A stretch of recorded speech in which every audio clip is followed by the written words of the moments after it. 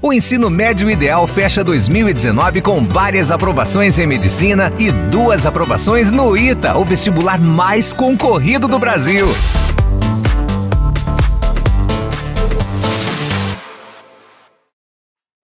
Fala, galera do Segundão Ideal, quanto tempo que a gente não se vê, mas a saudade aumenta, mas eu tenho certeza que a coisa está começando a terminar, está começando aos poucos a se normalizar, e eu sempre lembro de um recadinho importante, uma ideia importante que você tem que ter nesses momentos de grande crise. Mantenha-se vivo, é o mais importante de tudo. Você tem muita vida ainda pela frente. E eu estou aqui para a gente fazer um fechamento, né, dessa nossa apostila 6, falando um pouquinho sobre mais uma consequência, mais uma influência direta das ideias iluministas que já deu origem às revoluções inglesas, que já deu origem à Revolução Francesa e que vai dar origem a um país que não existiam países aqui no continente americano até o século XVIII. Né? Existiam colônias de países europeus, né? Ou seja, regiões que não tinham a menor liberdade, a menor autonomia, a menor independência em relação a essas nações europeias como Espanha, Portugal, Inglaterra, França, Holanda. E a primeira nação livre a surgir no continente americano é exatamente essa que você está vendo nesse slide que eu destaco para vocês, da independência do glorioso Estados Unidos da América, as chamadas 13 colônias que vão dar origem à primeira nação independente do continente americano. Só para você ter uma ideia, os passos para você chegar a essa independência. Vou começar aqui por demais, né? Vou fazer a escadinha bem interessante aqui para você lembrar de todas as características que marcaram essa independência em 1776, 4 de julho de 1776, a data oficial, né, da nação norte-americana, que nasce exatamente desse processo que você está vendo aqui, que vai se iniciar com a Guerra dos 7 Anos, até a vitória dos Estados Unidos da América, do exército de colonos norte-americanos, que recebeu a ajuda da França, por incrível que pareça. A França, do Luís XVI, aquele que vai ser derrubado pela Revolução Francesa, vai acabar ajudando no processo de independência dos Estados Unidos da América.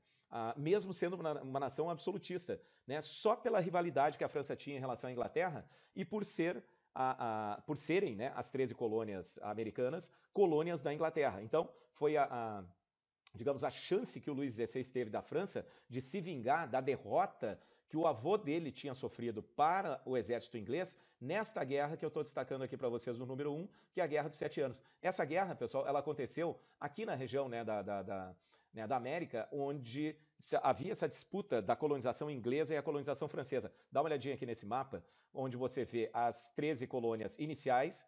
Aqui era a colonização inglesa, que vai dar origem, né, aos Estados Unidos da América. É essa área que vai se tornar independente e vai se tornar a primeira nação livre da história do continente americano. Só que, né, nessa época da Guerra dos 7 Anos, ainda você tem uma grande área colonizada por franceses. Os franceses desembarcaram pelo Canadá e vieram aqui pela região dos Grandes Lagos, desceram o rio Mississippi e chegaram até Nova Orleans, lá embaixo, no Golfo do México. Então toda essa área aí era colonização francesa. E mais cedo ou mais tarde o que vai acontecer? Um choque das colonizações. A Inglaterra, né, avançando em direção ao interior, aqui a região dos Grandes Lagos, e a França querendo manter esses territórios que ela já havia colonizado. Desse choque acontece a Guerra dos 7 Anos, 7 anos de conflito. Na época, o rei da França era o Luís XV ainda, um Luís antes, né, do início da Revolução Francesa. Né? A França vai acabar sendo derrotada, o Luís XV vai acabar morrendo de varíola, né, uma doença que matou a rodo, né, as pessoas, né, porque não tinha cura nessa época, não tinha vacina, não tinha nada, e acabou dando lugar no trono ao seu neto, né, o Luís XVI, que vai ser o rei que vai ser derrubado pela Revolução Francesa. Então lembra sempre desse detalhe, para você não esquecer essa característica importante do envolvimento da França na guerra de independência dos Estados Unidos da América. Voltando um pouquinho aqui ao meu slide anterior, né, o que você percebe também, né, de importante que vai acontecer após a Guerra dos 7 Anos? A reação dos colonos norte-americanos ao resultado final da guerra. Né? Porque os colonos norte-americanos ajudaram o exército inglês a derrotar o exército francês. Né? Outro detalhe importante, o que eles imaginaram? Essas novas terras que pertenciam à França e que vão ser anexadas pela Inglaterra, é óbvio que o governo da Inglaterra vai dividir essas terras com os colonos norte-americanos. A gente já vive aqui, né, no continente, né, e a gente vai expandir a colonização dos ingleses, né, para cima desses territórios que pertenciam à França. O governo da Inglaterra não fez isso, acabou distribuindo essas terras entre membros da nobreza lá da Inglaterra, indignando os colonos norte-americanos, que perceberam que a ajuda militar que eles deram ao exército inglês foi uma ajuda em vão, ou seja, que não teve resultado prático nenhum para eles. Outro detalhe importante que vai começar a pegar para o lado dos colonos norte-americanos. A Inglaterra gastou muito dinheiro nesse conflito. E esse prejuízo inglês financeiro, né, por ter mantido uma guerra durante 7 anos, né, contra a França, o que o governo inglês vai imaginar? Vamos tirar esse prejuízo em cima dos colonos norte-americanos. Então, na realidade, o parlamento inglês vai decretar um monte de novos impostos em cima dos colonos norte-americanos. Daniel, mas e o que isso tem de mais? Por exemplo, aqui no Brasil, Portugal cobrava um monte de impostos, né, sobre os colonos que viviam aqui no nosso território. Aqui, pessoal, assim como toda a América Latina, você tinha um tipo de colonização que a gente chama de colonização de exploração. Agora, as 13 colônias, o que você tinha? Uma colonização de povoamento, ou seja, eles tinham liberdade econômica. A Inglaterra, pelo menos até essa época, né, no século XVIII, ela não estava enchendo o saco dos colonos, cobrando um monte de impostos sobre as atividades econômicas que eles tinham. Inclusive, eles tinham um chamado comércio triangular, que unia as 13 colônias, a região do Caribe, o continente africano, algumas áreas da Europa, e eles, né, negociavam seus produtos em todas essas áreas. Aí chega a Inglaterra e quer fazer o quê? Cobrar impostos em cima dessa atividade. Obviamente que isso aí vai gerar um prejuízo terrível, né, para os colonos. Além de não receberem 1 centímetro sequer das novas terras conquistadas da França na Guerra dos 7 Anos, os colonos vão ter que pagar uma série de novos impostos. Lei do açúcar, lei do selo, lei do chá que você está vendo aí, as leis intoleráveis, deixa eu passar um mousezinho aqui por cima, né, para você lembrar, né, dessa característica. Ou seja, né, você vai ter uma série de novos impostos que vão ferrar com os colonos norte-americanos nas suas atividades econômicas. Né, eles não estavam acostumados com isso, eles tinham uma certa liberdade econômica. O que os colonos vão fazer? Né, os representantes das 13 colônias, eles vão se reunir aqui no número 9, né, deixa eu passar o mousezinho em cima, né, para você dar uma olhadinha. Número 9, eles vão se reunir nesse congresso chamado Congresso da Filadélfia, né, que era uma das 13 colônias norte-americanas. Representantes das 13 colônias se reuniram, fizeram um requerimento, uma carta, mandaram para o rei da Inglaterra, o Eduardo, na época. E outro detalhe importante, né, o que vai acontecer? O rei da Inglaterra simplesmente não respondeu, né, porque nessa carta os colonos norte-americanos pediam para que o governo da Inglaterra voltasse atrás nessa cobrança exagerada de impostos que eles estavam fazendo. O governo da Inglaterra não toma conhecimento. Os colonos norte-americanos percebem que pela via da negociação, da conversação, da diplomacia, eles não conseguiriam nada também. E aí o que eles vão fazer? Vão começar a montar o chamado Exército Continental. O que é esse Exército Continental? O exército dos colonos norte-americanos. E o conflito armado já começa, você está vendo aqui no número 10, nessa batalha de Lexington, né? A vantagem inicial é do exército inglês, que é um exército profissional, extremamente bem treinado, enquanto que o exército de colonos é um exército de colonos. Né? Literalmente, eles largaram a enxada e a pá para pegar, né, um mosquetão, aqueles trabucões, né, que eles usavam naquela época, né, sem a menor experiência de combate, experiência militar, né, de campo. Só para você ter uma ideia, George Washington, que vai ser o comandante militar do exército de colonos norte-americanos, era um ex-fazendeiro. Né?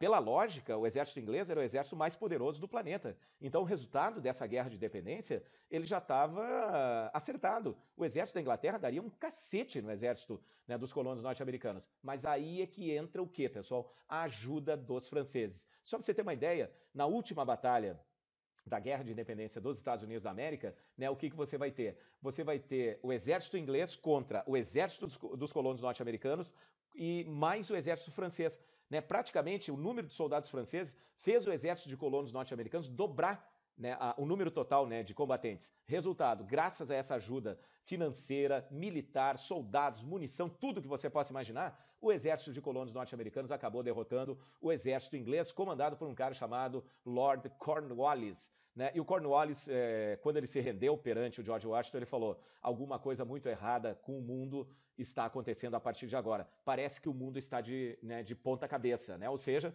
como é que o exército inglês foi derrotado por um exército de colonos norte-americanos? Mas essa vitória, né, comandada pelo George Washington no campo de batalha, né, deu a possibilidade dos colonos norte-americanos criarem a primeira Constituição, né, de uma nação independente aqui da América, baseada nos princípios iluministas. Eles vão criar pela primeira vez uma forma e um sistema de governo originais, a República Presidencialista, e a Constituição norte-americana, redigida pelo Thomas Jefferson, está em ação até os dias de hoje. Ou seja, é a mesma Constituição, os princípios fundamentais, claro.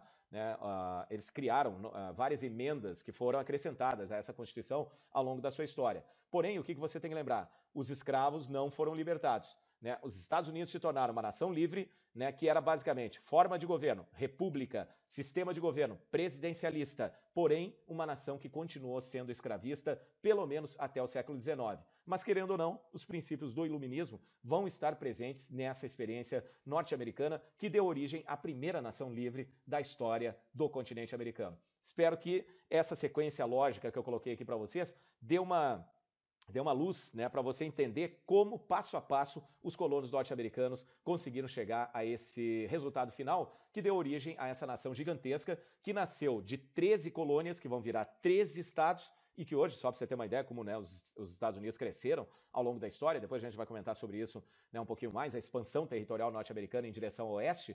Hoje você tem 50 estados que compõem os Estados Unidos da América. Nessa época da independência, 1776, a data oficial, eram apenas 13 estados, né? Ou seja, essa bandeirinha que você está vendo aí com 50 estrelas, na época era um círculo de estrelas formado por apenas 13 estrelas e não 50 como você tem na atualidade. Outro detalhe importante que eu deixo de dica para você curtir a história em movimento. Tem um filme muito legal, né? Se der um tempinho, né, se a gente voltar, né, de maneira rápida, aí, acho que dá tempo da gente dar uma olhadinha, é um filme chamado O Patriota.